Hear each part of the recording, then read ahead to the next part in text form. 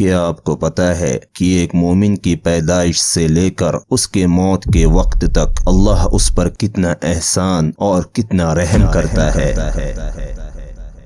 بسم اللہ الرحمن الرحیم۔ مسند احمد اور مسند ابو یعلا میں حضرت انس بن مالک رضی اللہ عنہ سے روایت ہے کہ رسول اللہ صلی اللہ علیہ وسلم نے فرمایا کہ بچہ جب تک بالغ نہیں ہوتا اس کے نیک اعمال اس کے والد یا والدین کے حساب میں لکھے جاتے ہیں، اور جو کوئی برا عمل وہ کرتا ہے تو وہ نہ اس کے حساب میں لکھا جاتا ہے اور نہ ہی اس کے والدین کے۔ پھر جب وہ بالغ ہو جاتا ہے تو کلمہ حساب اس کے لیے جاری ہو جاتا ہے،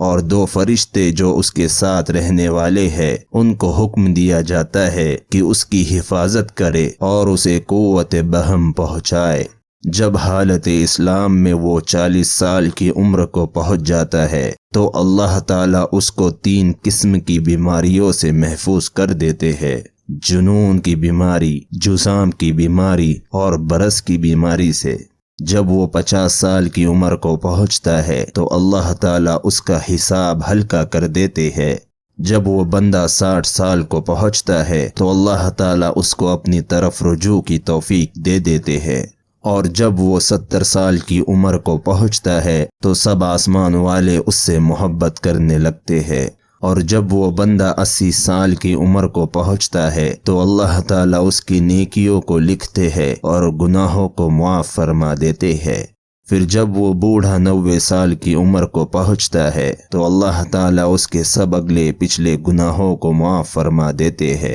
اور اس کو اپنے گھر والوں کے معاملے میں شفاعت کرنے کا حق دیتے ہیں اور اس کی شفاعت قبول فرماتے ہیں، اور اس کا لقب امین اللہ اور اسیر اللہ فی الارض یعنی زمین میں اللہ کا قیدی ہو جاتا ہے، کیونکہ اس عمر میں پہنچ کر اکثر انسان کی قوت ختم ہو جاتی ہے، کسی چیز میں لذت نہیں رہتی، قیدی کی طرح عمر گزارتا ہے، اور جب ارذل العمر کو پہنچتا ہے تو اس کے وہ تمام نیک اعمال نامہ اعمال میں برابر لکھے جاتے ہیں جو وہ بندہ اپنی صحت و قوت کے زمانے میں کیا کرتا تھا، اور اگر اس سے کوئی گناہ بھی ہو جاتا ہے تو وہ لکھا نہیں جاتا۔ امید ہے کہ یہ ویڈیو آپ کو پسند آئی ہو۔ اگر آپ کو یہ ویڈیو پسند آئی ہو تو اس ویڈیو کو لائک کرے اور تمام مسلمانوں تک اس ویڈیو کو پہنچائے، اور اسی طرح کی اسلامی ویڈیوز دیکھنے کے لیے ہمارے چینل کو سبسکرائب کر دے۔